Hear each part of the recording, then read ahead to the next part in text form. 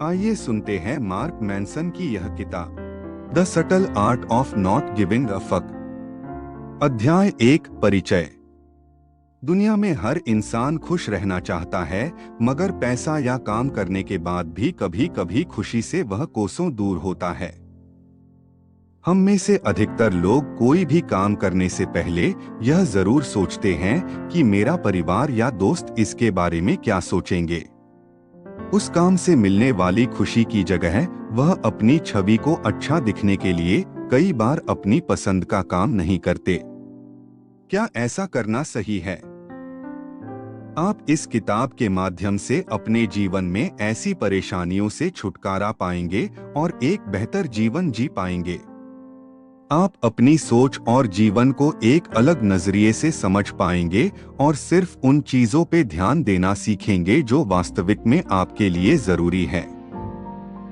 अध्याय 2 संघर्ष का दूसरा नाम जिंदगी है। बॉब मार्ली ने कहा था, अगर वो लड़की अच्छी है तो वो आसानी से नहीं मिलेगी। अगर वो आसानी से मिल गई तो वो अच्छी नहीं होगी। अगर वो तुम्हारे प्यार के लायक है तो तुम उसे कभी नहीं छोड़ोगे, और अगर तुम छोड़ देते हो तो तुम उसके लायक नहीं हो।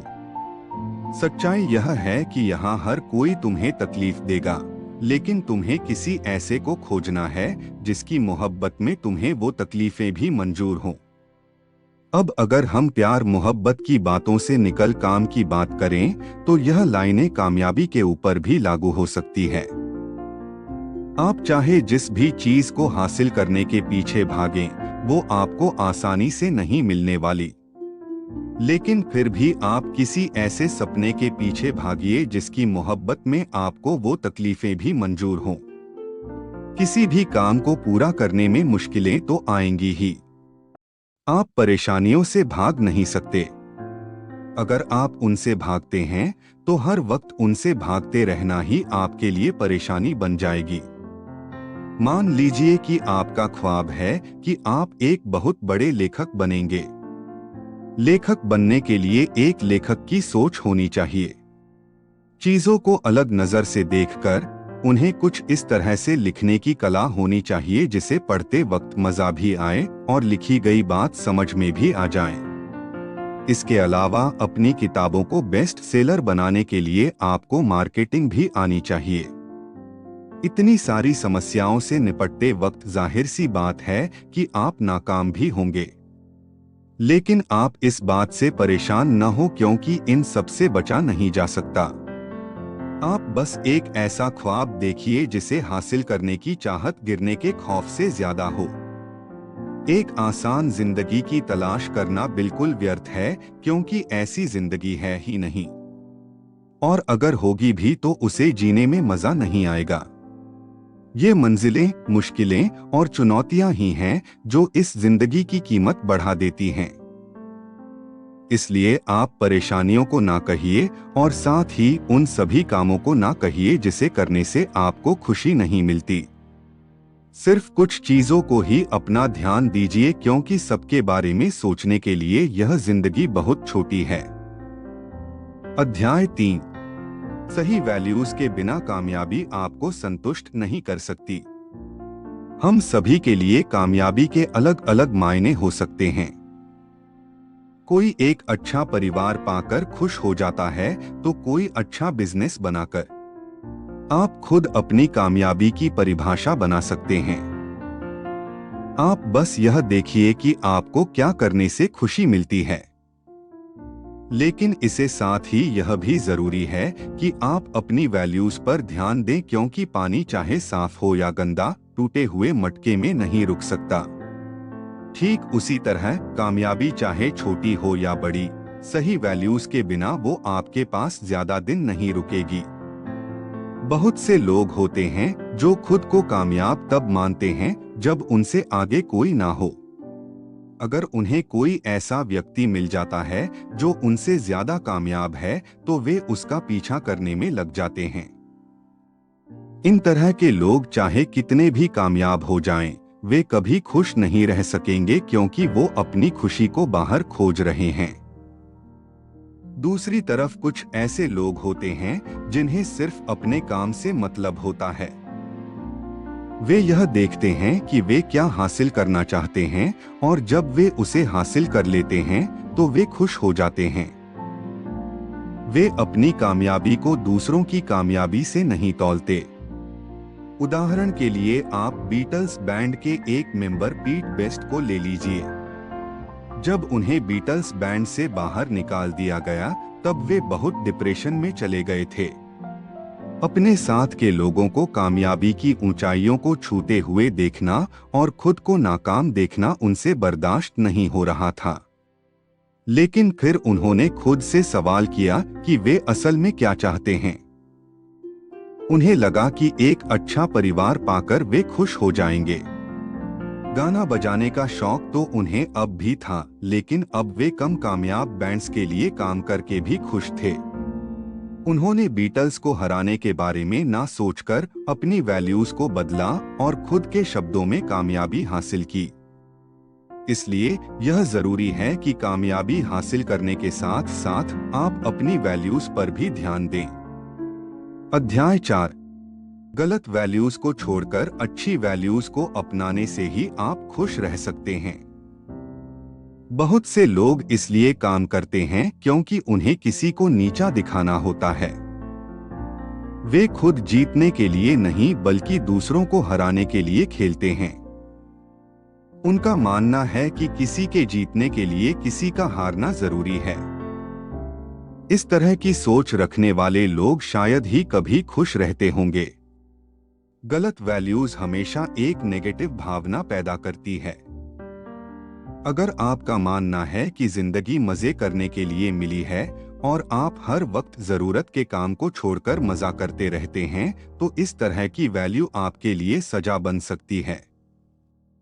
नशे में शायद मजा आता हो, लेकिन नशे वाले सबसे ज्यादा तनाव में भी रहते हैं। दूसरी गलत वैल्यू है महंगी चीजों में खुशी ढूंढना। बहुत से लोग मर्सिडीज लेने के बाद भी फरारी लेने के ख्वाब देखते हैं। उन्हें लगता है कि फरारी खरीदने से उन्हें खुशी मिल जाएगी, लेकिन ऐसा नहीं है।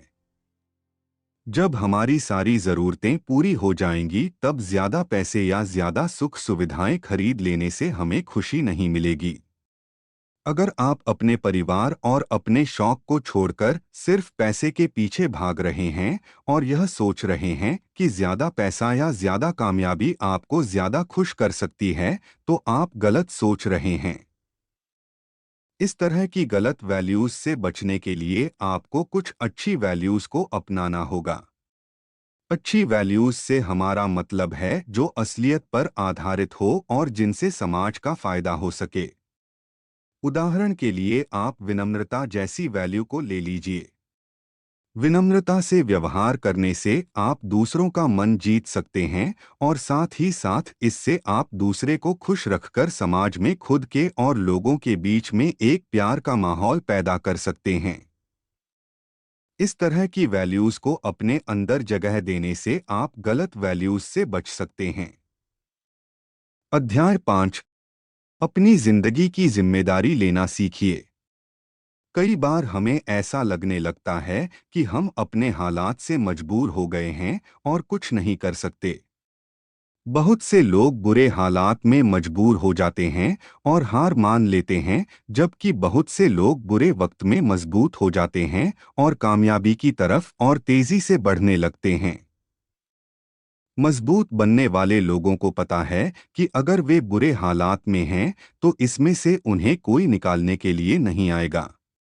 उन्हें पता है कि अगर वे कुछ नहीं करेंगे तो कुछ भी नहीं होगा। या तो वे जिंदगी भर उन हालात के गुलाम बनकर रह सकते हैं या फिर अपनी हदों को बढ़ाकर उस हालत से निकलकर खुद को कामयाब बना सकते हैं। उन्हें दूसरा ऑप्शन ज्यादा अच्छा लगता है, इसलिए जिम्मेदारी लेते हैं कि वे अपने बुरे वक्त को अच्छे वक्त में बदल कर रहेंगे। इस तरह से वे उसमें से निकलने में कामयाब होते हैं। जब हमसे कोई काम जबरदस्ती कराया जाए तो ना तो हम उस काम को अच्छे से कर पाते हैं और ना ही उसे करते वक्त खुश रह पाते हैं। मजबूर या आपसे काम कराएगी तो आप अपना काम अच्छे से नहीं कर पाएंगे। लेकिन अगर आप यह ना सोचें कि यह सब काम आपको मजबूरी में करना पड़ रहा है, अगर आप यह सोचें कि आप यह काम खुद की जिम्मेदारी की वजह से कर रहे हैं, तो वह काम आपको बोझ नहीं लगेगा। यह सोचना बंद कीजिए कि जिंदगी ने आपको गुलाम बना लिया है। इतिहास में बहुत से ऐसे लोग आपको मिलेंगे जिनके साथ इस जिंदगी ने बिल्कुल अच्छा नहीं किया, लेकिन फिर भी उन्होंने बड़ी बड़ी कामयाबी हासिल की। उदाहरण के लिए आप हेलेन केलर को ले लीजिए। हेलेन केलर को बहुत छोटी उम्र में बीमारी हुई जिसने उनकी देखने और सुनने की क्षमता छीन ली। 7 साल की उम्र में उन्होंने पहला शब्द बोला था। उन्होंने अपने लिखने और बोलने की क्षमता को अपनी टीचर की मदद से सुधारा और एक स्कॉलर बनी। उनकी आत्मकथा का नाम the story of my life है। इनके अलावा बहुत से लोग हुए जिन्होंने आपसे भी ज्यादा बुरे वक्त को देखा है, लेकिन उस बुरे वक्त ने उन्हें पहले से ज्यादा मजबूत बनाया, ना कि उन्हें मजबूर किया। अमेरिका के प्रेसिडेंट जॉन कैनेडी अपनी कुर्सी से खड़े नहीं हो पाते थे, लेकिन अपने खराब पैरों को उन्होंने अपनी कामयाबी के आड़े नहीं आने दिया। तो अगर आपको किसी भी तरह की परेशानी है जिसकी वजह से आप अपना काम अच्छे से नहीं कर पा रहे हैं, तो खुद से सवाल कीजिए कि क्या आप इसी तरह अपनी जिंदगी बिताना चाहते हैं या कुछ बेहतर करना चाहते हैं। अगर आप खुद जिम्मेदारी नहीं लेंगे तो आप कभी कामयाब नहीं हो सकते। इसलिए खुद को मजबूर नहीं, मजबूत बनाइए। अध्याय 6। हमारी पहचान से हमें बहुत लगाव होता है, लेकिन यह लगाव हमारे तकलीफ की वजह भी है। मान लीजिए कि आप एक कंपनी के लिए सीनियर मैनेजर की तरह काम कर रहे हैं। आपको आपके जूनियर्स से इज्जत मिलती है, एक अच्छी सैलरी मिलती है और साथ ही वो सब मिलता है जिनकी आप ख्वाहिश करते हैं। आप अपनी नौकरी से बहुत खुश हैं। लेकिन एक दिन आपको मौका मिलता है कि आप एक रिस्क ले लें, और उस रिस्क में अगर आप कामयाब हो गए तो आप कंपनी के सीईओ बन जाएंगे, और अगर नाकाम हुए तो आपकी नौकरी जा सकती है। क्या आप यह रिस्क लेने के लिए तैयार हो जाएंगे? बहुत से लोग इस तरह का रिस्क नहीं लेंगे क्योंकि जब बात उनके पहचान की आती है तो वे उसे बचाने के लिए कुछ भी करने लगते हैं। इस तरह से वे अपनी पहचान तो बचा लेते हैं, लेकिन उस पहचान को बना नहीं पाते। वे रिस्क नहीं लेते और कभी कामयाब भी नहीं होते हैं। यह भावना आपको बहुत सारे छोटे आर्टिस्ट में देखने को मिलती है। वे अपने काम को बाहर नहीं निकालते क्योंकि उन्हें डर लगा रहता है कि कोई उनके काम की नकल कर लेगा और इससे उनकी पहचान छिन जाएगी। इस तरह से वे अपनी पहचान नहीं बना पाते। लेखक इस तरह के बर्ताव को मैनसन्स लॉ ऑफ अवॉइडेंस कहते हैं। अगर आपके अंदर भी यह भावना है तो आप इसे बौद्ध धर्म की मदद से अपने अंदर से निकाल सकते हैं। बौद्ध धर्म की माने तो यह पहचान जिसे बचाने के लिए या बनाने के लिए लोग इतने परेशान रहते हैं, वो सिर्फ एक भ्रम है। हम उस पहचान को खुद से इस तरह से लगाकर बैठ जाते हैं कि समय के साथ वो हम पर राज करने लगती हैं। अमीर, गरीब, खुश, उदास या इन तरह का कोई भी शब्द सिर्फ एक भ्रम है जिसे हम हकीकत मानकर बैठे हैं। अगर आप खुश रहना चाहते हैं तो आपको खुद को इस भ्रम से आजाद करना होगा। आप वो कीजिए जिससे आपको खुशी मिलती हो। अगर आप अपनी पहचान बनाने के लिए काम कर रहे हैं या कोई काम करने से पहले अपनी पोजीशन के बारे में सोचते हैं, तो जाहिर सी बात है कि आप खुद को वो करने से रोक रहे हैं जिससे आपको खुशी मिलती है। अध्याय 7। अपनी गलतियों को मान लेने से आप खुद में अच्छे बदलाव ला सकते हैं। बहुत से लोगों को लगता है कि उन्हें सब कुछ पता है। बहुत से लोग कभी अपनी गलती नहीं मानते। वे ना तो किसी की बात सुनते हैं और ना ही आगे बढ़ते हैं। उन्हें लगता है कि वे जो कर रहे हैं वो सही है। इस तरह का व्यवहार हम सभी में कहीं ना कहीं मौजूद है। बहुत बार हम किसी चीज के लिए अच्छी या बुरी भावना अपने अंदर कुछ इस तरह से बसा लेते हैं कि बाद में उनसे छुटकारा नहीं पा पाते। अगर हम उन्हें समझाने की कोशिश करें तो वह बात नहीं मानेंगे। आप शायद अपनी सोसाइटी के किसी एक व्यक्ति से नफरत करते होंगे। आपको पता नहीं होगा कि आखिर उस व्यक्ति में ऐसी क्या बात है कि आप उसे नहीं पसंद करते। लेकिन जब वह व्यक्ति आपके सामने आता होगा, तब अचानक से आप उसे देखकर चिढ़ जाते होंगे। आपको पता है कि आपको उससे नफरत नहीं करनी चाहिए, लेकिन फिर भी आप खुद को रोक नहीं पाते होंगे। इसी तरह कंपनी के मालिक कभी कभी एक खास प्रोडक्ट से लगाव कर जाते हैं और उसे समय के साथ नहीं बदलते। कोडक को मार्केट से यह खबर बार बार मिल रही थी कि लोग रील वाले कैमरे को छोड़कर डिजिटल कैमरे की तरफ जा रहे हैं। लेकिन उन्होंने फिर भी अपनी गलती को नहीं माना और इसका नतीजा यह हुआ कि वो कंपनी बैंकरप्ट हो गई। इस तरह से गलतियों पर पर्दा डालना एक बहुत गलत बात है। इससे ना तो आपको पता चलता है कि आप किस वजह से बार बार नाकाम हो रहे हैं और ना ही आप खुद को समय के साथ बेहतर बना पाते हैं। इसलिए बेहतर यही है कि आप बार बार खुद से यह सवाल करें कि कहीं आप कुछ गलत तो नहीं कर रहे हैं। इस तरह अपने काम करने के तरीके पर सवाल करके आप यह देख सकते हैं कि आप जो कर रहे हैं वो वाकई सही है या नहीं। बहुत बार हम अपनी कमियों को छिपाने के लिए गलत विश्वास अपने अंदर पाल लेते हैं। हम यह नहीं मानना चाहते कि हमारे अंदर कुछ कमी है। जिस व्यक्ति से आप बेवजह नफरत करते हैं, शायद वह आपसे ज्यादा कामयाब हो या शायद उसके पास वो हो जो आप पहले से हासिल करना चाहते हैं। आप उसकी तरह कामयाब नहीं हो पा रहे हैं, इसलिए वह व्यक्ति आपको अच्छा नहीं लगता। अपनी कमियों को पहचानकर और अपनी गलतियों को मानकर हम खुद को बेहतर बना सकते हैं। अध्याय 8। किसी से ज्यादा प्यार करना नुकसानदायक हो सकता है। हर कोई चाहता है कि उसे फिल्मों में दिखाया जाने वाला सच्चा प्यार मिले। लेकिन किसी से ज्यादा प्यार करना असल जिंदगी में नुकसानदायक भी हो सकता है। आइए देखें कैसे। बहुत से लोग अपने पार्टनर को अपनी जिंदगी की परेशानियों से बचने का जरिया बना लेते हैं। वे जब भी किसी बात से परेशान रहते हैं तो भागकर अपने पार्टनर के पास चले जाते हैं। उन्हें अपने पार्टनर की जरूरत तभी पड़ती है जब वे उदास होते हैं। वे एक दूसरे को पेन किलर की तरह इस्तेमाल करते हैं।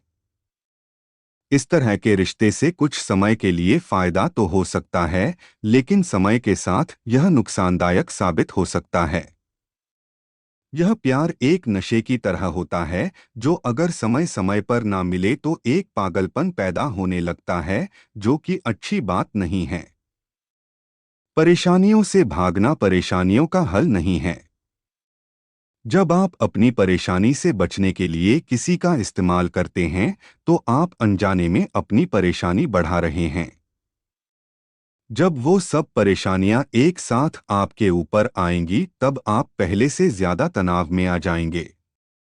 इसलिए बेहतर है कि आप अपने प्यार को परेशानी से बचने का जरिया ना बनाएं। आपने बचपन में लैला मजनू, हीर रांझा या रोमियो जूलियट की कहानियां सुनी होंगी। इन सभी कहानियों का अंत अच्छा नहीं था। कोई भी चीज जब हद से बढ़ जाए तो नुकसान की वजह बनने लगती है।